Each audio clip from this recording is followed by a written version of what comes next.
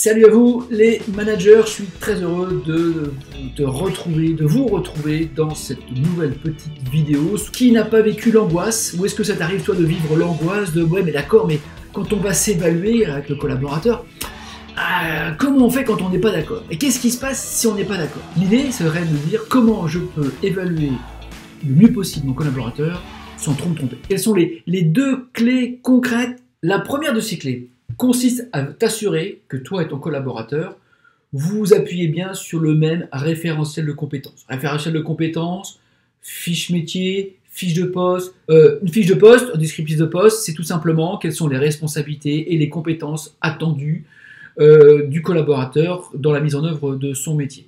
Encore ce matin, dans l'entraînement que je fais avec des collaborateurs, on les prépare aux entretiens de fin d'année, je constate que quand je leur pose la question, mais depuis combien de temps n'avez-vous pas vu ou lu la fiche métier de votre collaborateur, et de s'interroger, et parfois ça montre à 2 ans. Donc ça veut dire que si on veut apprécier et s'évaluer, si on n'a pas déjà revisité ensemble ce référentiel, si on ne s'est pas accordé sur la connaissance de ce référentiel, déjà forcément on ne va pas parler le même langage, donc on ne peut pas être d'accord. Voilà, donc première chose, vérifier qu'on connaît le référentiel et s'assurer que le collaborateur le connaisse pour qu'ensemble on relise finalement ce qui était attendu du job. Alors en principe ça se fait en début d'année. Il n'est pas trop tard pour vérifier, juste avant la campagne, de s'accorder sur ce sujet.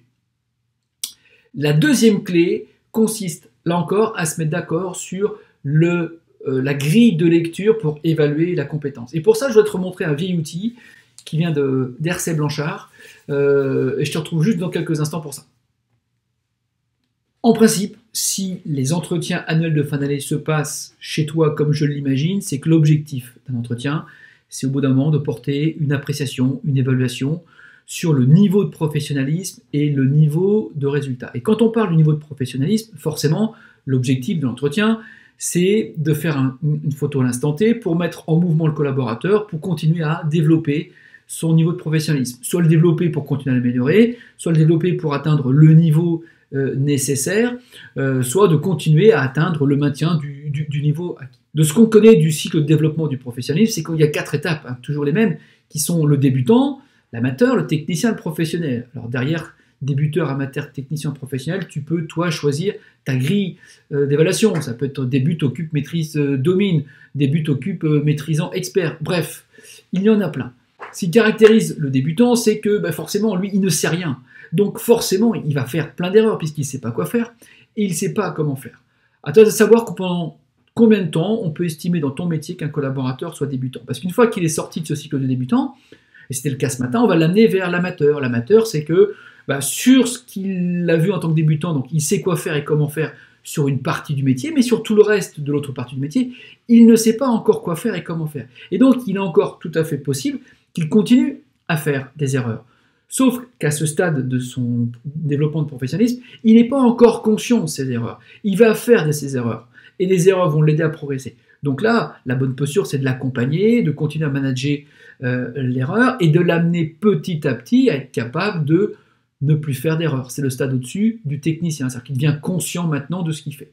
La différence entre l'amateur et le technicien, c'est que l'amateur, il fait des erreurs. De temps en temps, il va être capable de les voir tout seul. C'est bien, il est en train de progresser. De temps en temps, il ne va même pas se rendre compte qu'il en fait, ou de temps en temps, il va se rendre compte qu'il y a quelque chose qui ne fonctionne pas, mais il n'est pas encore conscient de son erreur. Pourquoi? Parce que c'est un amateur, donc il ne pourra pas mettre en place l'autocorrection.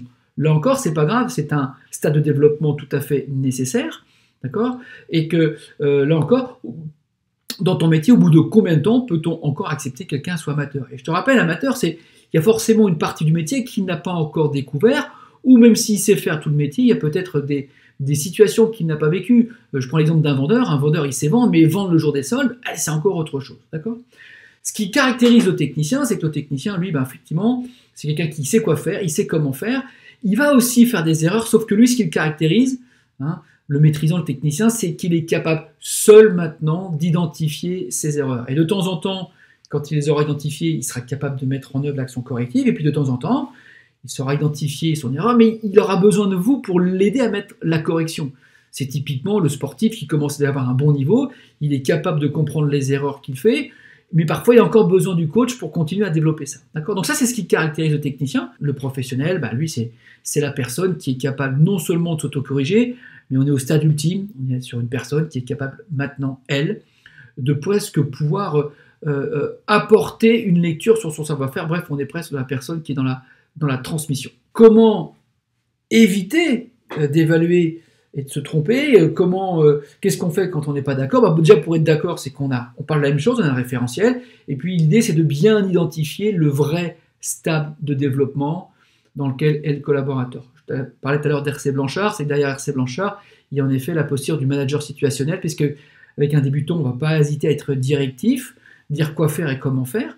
Avec un amateur, on va être légèrement plus participatif, on va le questionner pour vérifier qu'il sait quoi faire et qu'il a su comment faire, et on va le questionner pour voir s'il a identifié ses erreurs ou pas.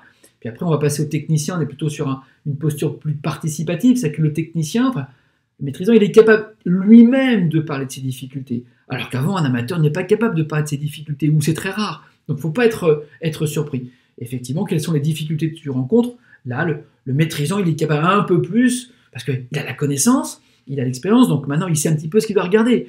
Et puis on a le stade ultime qui est la posture du délégatif, on a affaire à quelqu'un qui est 100% autonome. Voilà, donc devenir professionnel, c'est construire progressivement l'autonomie, et pour éviter de se tromper, on va partager avec le manager et le collaborateur, d'après lui, est-ce qu'il est plutôt débutant, amateur, technicien? Vous pouvez le faire sur l'ensemble du métier, mais aussi compétence par compétence, et puis au final, d'apprécier finalement où on en est. Ce qui est compliqué dans l'entreprise, c'est qu'on voudrait très vite que nos collaborateurs passent de débutant à maîtrise. Je vous rappelle, même un maîtrisant fait des erreurs, la différence c'est que lui, il sait les identifier et parfois s'auto-corriger ou pas. S'il s'est auto-corrigé, c'est que c'est un expert. S'il a encore besoin de temps en temps de votre apport pour faire de la remédiation ou de le faire travailler, ça veut dire qu'il est encore maîtrisant. Voilà, j'espère que ces petites explications t'ont donné des grilles de lecture simples, pragmatiques, concrètes, afin de permettre d'avoir un bon échange avec ton collaborateur et d'expliquer que plus qu'une évaluation pour une évaluation, c'est une juste appréciation. Parce que finalement, ce qui serait plus compliqué, c'est de dire à quelqu'un tu es maîtrisant alors qu'en fait il n'est qu'amateur, parce qu'une fois qu'il est maîtrisant, il a ce statut, et là on attend de lui qu'il produise du maîtrisant. Sauf que si dans les faits, en fait, il n'est pas encore maîtrisant, il va prendre la pression sur les épaules, et c'est là où on va finalement plus le mettre en difficulté que finalement lui avoir apporté la reconnaissance qu'il espérait. Voilà, je te souhaite un bon entraînement, à très bientôt. Si tu as aimé cette vidéo, mets-moi des pouces, mets-moi des likes. Si tu souhaites que j'approfondisse encore plus le sujet, mets-moi un commentaire juste en dessous. Sinon, moi je te dis bonne semaine, bon entraînement, à très bientôt. Alors abonne-toi tout de suite à ma chaîne si ce n'est pas encore le cas en activant la petite cloche. Si tu préfères me rejoindre par email pour suivre la formation gratuite en 10 modules de comment devenir un manager performant, il te suffit de cliquer là juste en dessous dans le lien descriptif. En attendant, moi je te souhaite un bon entraînement, à très bientôt, bye bye.